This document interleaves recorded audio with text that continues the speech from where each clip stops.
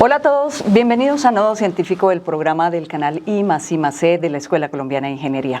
Hoy es nuestro último programa del año y tenemos al ingeniero Luis Gonzalo Jiménez Rosales. Él es graduado de la Escuela Colombiana de Ingeniería, investigador y líder tecnológico en Colombia, reconocido por su trabajo en inteligencia artificial aplicada a la salud, especialmente en los campos de imágenes médicas, deep learning y traducción automática especializada. El ingeniero Jiménez es socio de TribuCorp y responsable de impulsar en Latinoamérica la implementación de NVIDIA Enterprise Inteligencia Artificial con proyectos como Media, basado en Monai, para análisis médico asistido, y el despliegue de NVIDIA Riva, para traducción simultánea en tiempo real en contextos científicos. Él ha viajado por el mundo dictando conferencias y bueno, es muy especial su visita porque está en el lanzamiento de su libro Conducción, Negociación y Seducción, hoy en la Escuela Colombiana de Ingeniería. Ingeniero, bienvenido a este programa. Esperanza, muchas gracias por tenerme aquí y con toda la felicidad de poder colaborar a esta comunidad de la Escuela Colombiana de Ingeniería a la cual pertenecemos tanto y tenemos tanto amor por ella. Ingeniero, gracias por haber aceptado esta invitación y bueno, la primera pregunta que le tenemos es, aunque su formación es en ingeniería civil, su trayectoria integra ciencia, tecnología y salud. ¿Cómo se fue tejiendo ese camino interdisciplinar y qué factores lo llevaron a expandir su ejercicio profesional hacia este otro campo? El primer paso para lograr algo es saber qué es lo que se quiere. Y lo que se quiere es caminar de la ceguera al conocimiento. La ceguera es todas las cosas que sabemos, pero no tenemos conciencia que no las sabemos. Hay un hito muy importante en nuestras vidas y es cuando nos declaramos ignorantes, que es cuando logramos la conciencia de aquello que no sabemos. Cuando tenemos conciencia, caminamos el camino del deseo al logro, que implica disciplina, dedicación, manejar la frustración y, por supuesto, la resiliencia necesaria para lograr que el aprendizaje llegue a nosotros y apropiarnos del conocimiento. ¿Cuándo sabemos que nos apropiamos del conocimiento? Cuando aplicamos en nuestra propia vida lo adquirido y tenemos la capacidad de enseñarlo. Así las cosas, la ingeniería civil no es un paradigma, tenemos la neuroplasticidad y tenemos la capacidad dinámica de poder hacer que nuestras neuronas y nuestro sistema nervioso crezca y se expanda. Por eso el aprendizaje evolutivo es tan relevante y desde Piaget a los días de hoy estamos en aras de la consecución del conocimiento. Entonces el ingeniero civil es simplemente una plataforma, una base para poder tener la investigación y la observación y poder tener esa curiosidad, porque el deseo de saber, como lo dijo Aristóteles, está en la naturaleza de los humanos. Pero del deseo, desear es gratis. Estudiar, aprender, practicar, tener la actitud, tener la convicción, eso ya requiere de la conducta, el criterio y el temperamento. Entonces, ¿por qué la neurociencia? ¿Por qué ver por qué somos así? Porque a veces actuamos conducidos, obedeciendo como un rebaño de ovejas. Hay veces sentimos que tenemos el control de nuestras propias decisiones y hay veces que efectivamente estamos embriagados de los neurotransmisores que estamos y la emoción o la ira nos causa un efecto en nuestras decisiones. Yo empecé trabajando en mejora de procesos. Para nosotros los ingenieros la eficiencia y la eficacia son indicadores fundamentales de qué es lo que está ocurriendo. Y trabajando con el modelo de capacidad y madurez y trabajando en muchísimas organizaciones, me di cuenta que efectivamente en lo que tenemos que trabajar es en los humanos. Yo no puedo ver por tus ojos, tú no puedes ver por los míos, tú no puedes hablar por mí, yo no puedo hablar por ti. Cada individuo tiene su propia motivación y tiene su propia actitud. Entonces, más allá de poder tener muy buenas prácticas de ingeniería o muy buenas prácticas de soporte, de administración de proyectos, lo que necesitamos trabajar internamente, cada uno de nosotros como individuo, es en nuestros propios procesos. Un proceso de mejora continua, Kaizen, desde la perspectiva japonesa. Sí. Y en ese proceso de mejora continua nos encontramos claramente que uno de los procesos más relevantes, en mi primer libro, El amor empieza donde termina la inteligencia, trabajamos fuertemente en este ciclo de mejora continua con el ideal. Y con el proceso de decisión lo que tratamos es de hacer que los individuos tengan conciencia de efectivamente en qué fase de sus decisiones están y aunque es completamente inevitable saber evitar que estamos en una fase de seducción o en una fase de negociación o una conducción, que el individuo tenga la conciencia de saber en qué fase está y cómo integra las tres para el beneficio de su mejor toma de decisiones. Ok. Ingeniero, pues muy interesante, ya empezamos. Esto es parte de la plática, de la conversación que vamos a tener en unos momentos. En sus discursos menciona el concepto griego tekné. ¿Cómo entiende hoy esa relación entre conocimiento y acción en la transformación tecnológica de Latinoamérica? Bueno, estamos en un momento, yo llamo el 2025 un momento de convergencia muy significativo para el cambio. Es como si la teoría de la caverna de Platón realmente tomara puesto en este minuto. Tú fíjate que si tú evolucionas y analizas desde los griegos el tekné, que es el conocimiento aplicado a la práctica y evidencia de que esa práctica da resultado.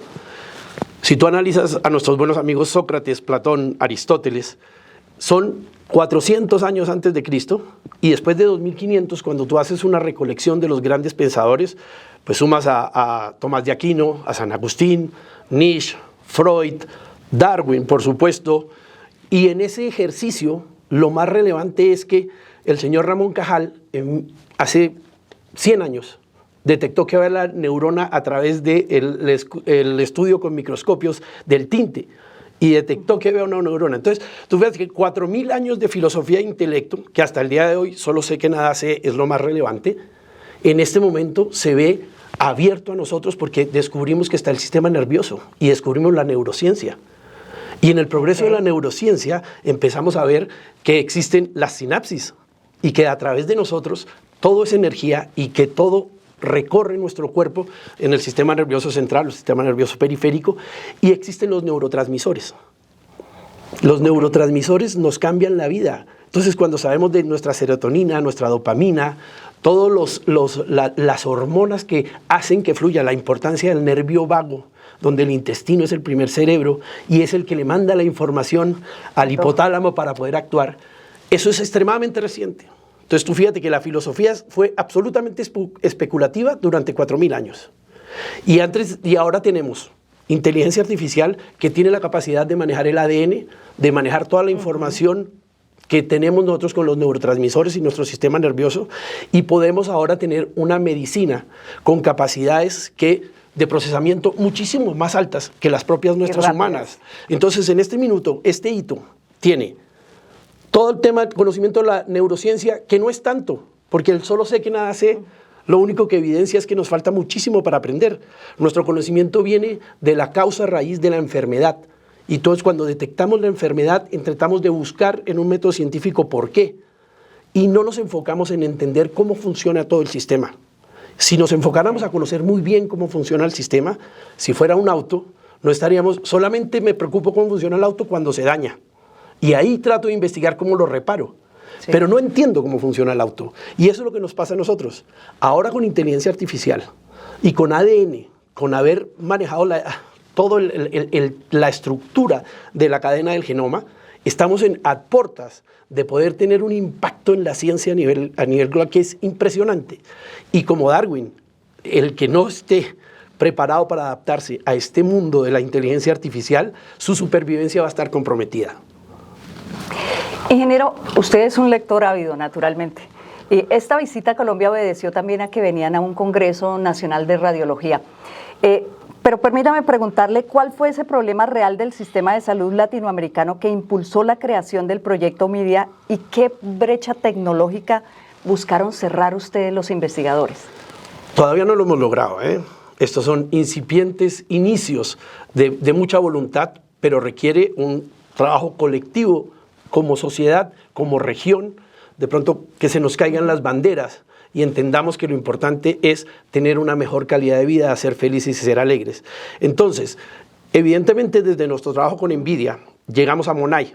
MONAI es el Open Network de Inteligencia Artificial de Medicina que maneja todos los datasets y maneja todos los récords. Nosotros esos blueprints como ingeniería tenemos la capacidad de estructurarlos, modelarlos y hacer que funcionen. Todas las herramientas que utilizan hoy en día para la ciencia, en los escáneres, en los rayos X, en todas las imágenes, tenemos todo el software para poderlo ejecutar. El tema es que se necesitan criterios de médicos expertos que puedan hacerlo. Esto nace puntualmente con la Fundación Cardioinfantil, con la Fundación Carter Infantil y con Dell y con NVIDIA, empezamos a ejecutar todos los proyectos de Monai, y de ahí llegamos rápidamente a hacer varios congresos de healthcare organizados por Dell en toda Latinoamérica. Lo hemos hecho en Buenos Aires, lo hemos hecho en Santiago, lo hemos hecho en Panamá, lo hemos hecho en Perú. Hemos estado en contacto con el equipo de NVIDIA Healthcare en Estados Unidos, estamos con sus cabezas en Washington y en Nueva York, y con ellos estamos tratando, cuando dices cerrar la brecha del sistema de salud, tal vez en el alcance estamos siendo demasiado ambiciosos. Okay. Lo que necesitamos es todos los días hacer un avance pequeño. El primero, por supuesto, es de conocimiento. Es de llamar a un despertar donde dice, ojo, la inteligencia artificial va a cambiar nuestros procesos, y no se tiene ese sofisma de que, me va a reemplazar y ya no voy a ser necesario. Al revés, cada vez se requiere más criterio, más personas con conocimiento que tengan la capacidad de darle instrucciones a esa máquina de procesamiento con GPUs y que pueda evaluar si lo que esa máquina está dando como resultado es correcto o no. Entonces, cada vez necesitamos es mayor criterio y mayor conocimiento para poder manejar la máquina. Pero, ¿está abierta la comunidad médica latinoamericana a eso? Sí, claro que sí. Los médicos son, de todos los verticales con que trabajamos, son de una cadena científica. Y en el trabajo científico la investigación nace. Entonces, el hacer papers para poder documentar todos sus avances y sus nuevos procedimientos, sus nuevas técnicas, por supuesto en la comunidad médica hay una conciencia muy clara de cómo la inteligencia artificial puede ayudar.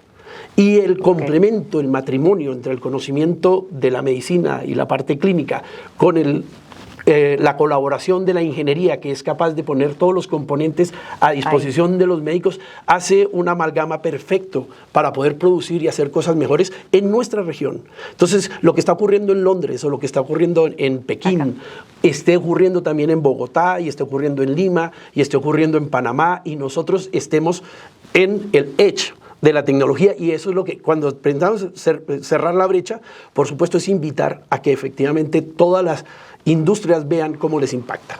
Ingeniero, ¿y cuál es esa gran diferencia de Monai a otras herramientas de inteligencia artificial? ¿Qué fue esa y por qué fue esa plataforma? Ahí hay un tema cognitivo que tenemos que manejar muy bien, sobre todo en la generación del lenguaje. Sí.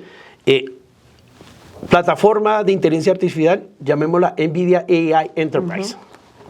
NVIDIA AI corre sobre CUDA. CUDA, en su arquitectura maravillosa, porque el señor CEO Jensen Huang creó desde hace 16 años con la evolución de los videojuegos CUDA. Y CUDA es de una arquitectura muy abierta que permite que todos los idiomas, plataformas, sistemas converjan. Sobre eso se crean los NIM y los NEMOS. No me quiero poner muy técnico, porque al final, como todas las profesiones, manejar un vocabulario único pues hace, pero crear los agentes y crear todo eso, ahí ya no, se trabaja sobre blueprints, que son open source. Y tanto Monai, en el caso de healthcare, que también está Clara, está Isaac, en el caso de la automatización de los robots, en el caso del manejo de los modelos con videos, donde está Metrópolis, el Omniverse, que es todo el caso de la simulación y yo puedo recrear todo, el Cosmos. Todo esto que estoy nombrando son blueprints de NVIDIA, y esos blueprints de NVIDIA están armados para trabajar sobre GPU y después sobre QPU, que es el procesador cuántico que ya se está trabajando. Entonces, si tú trabajas en generación de energía con fusión, hay un blueprint. Si tú trabajas en el análisis de las imágenes, hay un blueprint. Si trabajas en ciberseguridad o ciberresiliencia, tienes a Morpheus. Entonces, todos estos blueprints no son plataformas de inteligencia artificial. Entonces, más o menos, la plataforma de inteligencia artificial es la que permite interactuar con el procesador, esa cantidad de transistores que funcionan en paralelo y que pueden por eso tener la capacidad tan enorme de procesamiento. Se requiere poder interactuar con ese transistor. Y ahí nace CUDA para poder entrar allí. Y de CUDA, los NIMs, y de allí hacia en adelante los blueprints que manejan todo hacia adentro. No sé si fui muy claro, porque la explicación da para confundirse, pero eso es. Ingeniero, usted lo decía hace un momento, estuvo precisamente en Medellín en el Congreso Nacional de Radiología. ¿Qué fue lo más importante? ¿Qué se presentó allí? ¿Qué fue lo novedoso? Aquí hay un tema económico como en todas las cosas. Entonces, si una organización tiene el dinero para comprar la infraestructura en servidores de GPU, en poder tener toda la ingeniería necesaria y los recursos propios para poder montar una plataforma, para poder empezar a hacer pruebas de concepto y casos de uso donde ya pueda aplicar. Si tú me pasas todos tus exámenes del último escáner que te hiciste, pues yo puedo alimentar a este GPU con el dataset entrenado y ese prediagnóstico va a llegar en cuestión de segundos. Entonces, ¿qué es lo que se busca aquí? Hoy en día, los radiólogos o los especialistas en las imágenes, pues, tienen que leer los estudios de todos sus pacientes. Sí. El tuyo, el mío, todos hemos estado sujetos a que nos hagan estos escáneres. Son 250 imágenes, 270 imágenes, de acuerdo a lo que sea. Y tiene que ir a investigar, tiene todas las herramientas para venir a encontrar o un aneurisma, o en mama un tumor, o lo que tenga que detectar en el caso cardiológico, en la segmentación. Sí.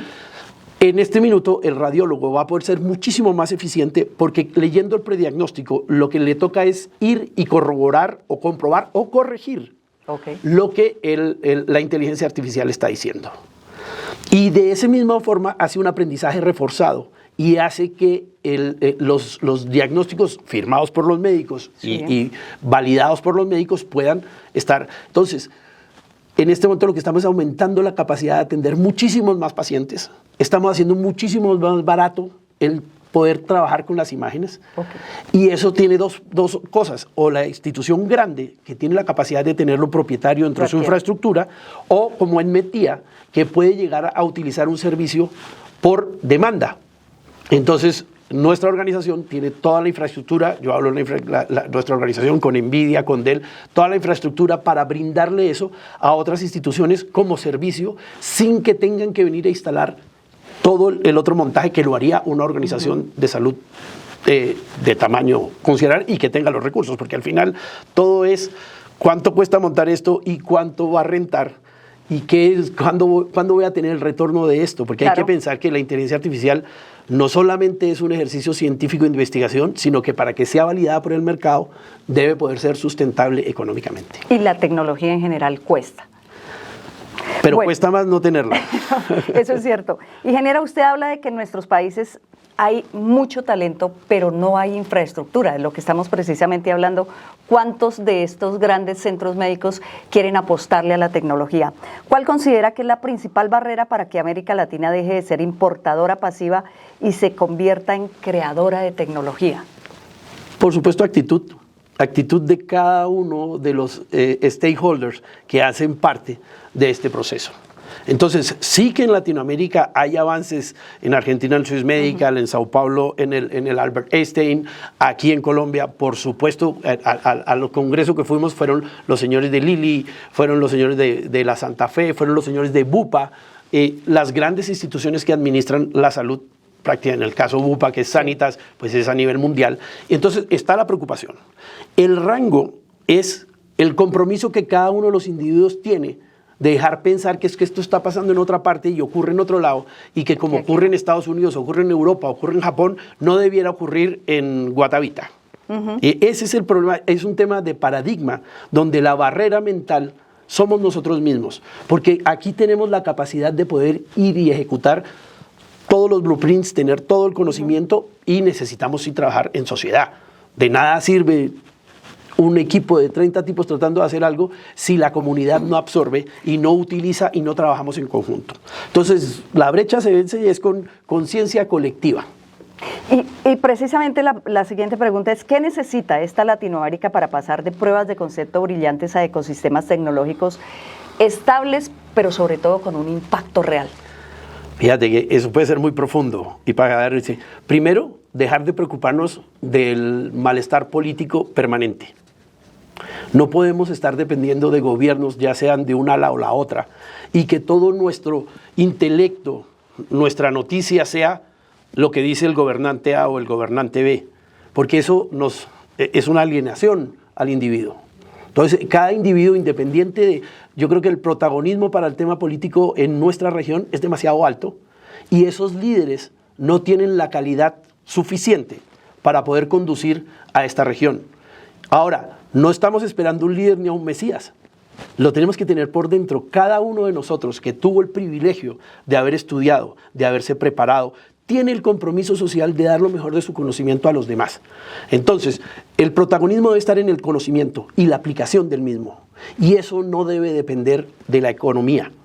Lamentablemente, como lo hablamos antes, se necesita que haya inversión y se necesitan recursos. Y no podemos, resulta que es que nos falta GPU, es que no tenemos servidor, es que. Pero no, señor, todas las barreras se superan si uno tiene claridad qué es lo que quiere lograr. NVIDIA tiene GPUs en nube por demanda. En este minuto lo que se necesita es poder identificar la barrera y, por supuesto, el motor. Avanzar. El liderazgo tiene que venir del conocimiento y de la conciencia social. Y no desde el tema político y menos del económico. Porque ya sea la banca, que domina una cantidad de usuarios que le rentan tanto, o ya sea la parte política, donde el político pues vive de la contingencia y pues su aporte a la sociedad es bien cuestionable. Necesitamos son individuos que hayan aprendido, como en esta universidad, ya somos más de 25.000 egresados y estamos en todo el mundo dando nuestro conocimiento y nuestro saber para la sociedad. Entonces, a la pregunta, que es muy compleja, es motivación personal y búsqueda del conocimiento permanente, porque solo sé que nada sé y que todos los días puedo aprender más. Entre más aprendo, más me doy cuenta de lo ignorante que soy.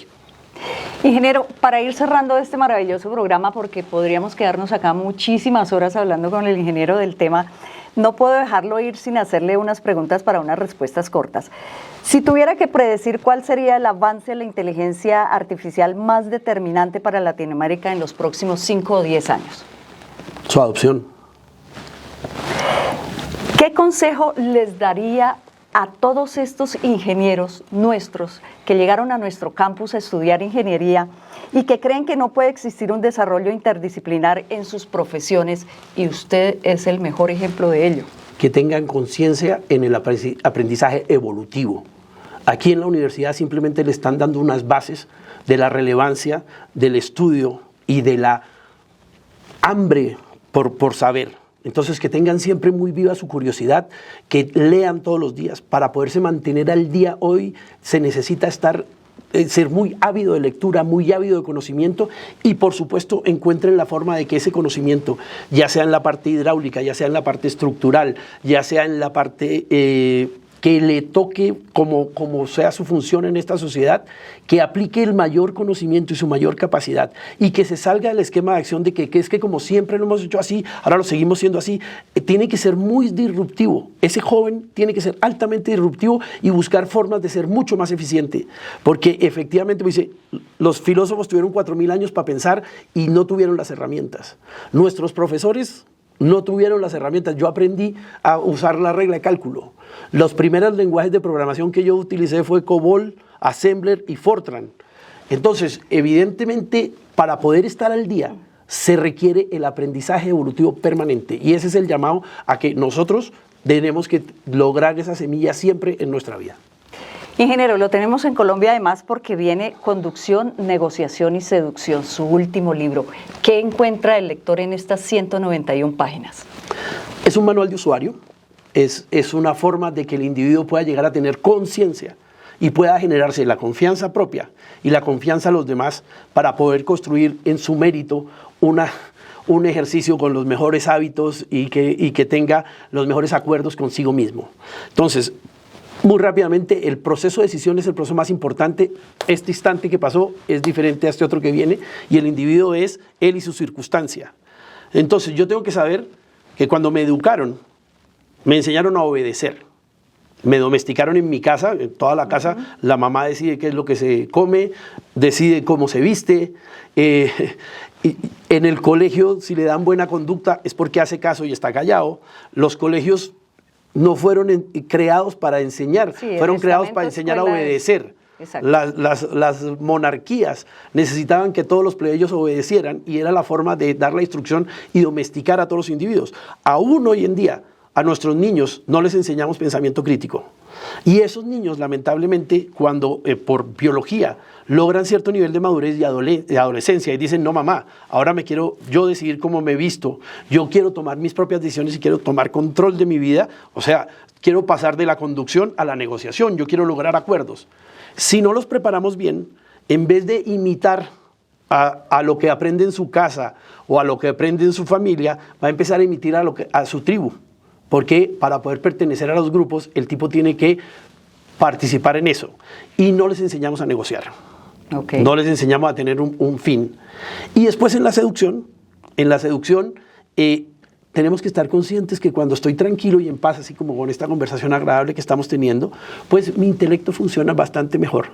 La velocidad con que yo genero el lenguaje en forma predictiva funciona tal cual como la inteligencia artificial. Pero si estuviera muerto de ira o estuviera absolutamente ofuscado por alguna razón, se bloquea. Absolutamente. Y que mi cerebro, por ejemplo, me consume el 40% de mi energía y en la mañana pues tengo la batería completamente llena. Entonces, rápidamente, si voy en conducción, voy en piloto automático, pero voy para donde me lleven. Sí. Si voy en negociación, yo tomo control del volante.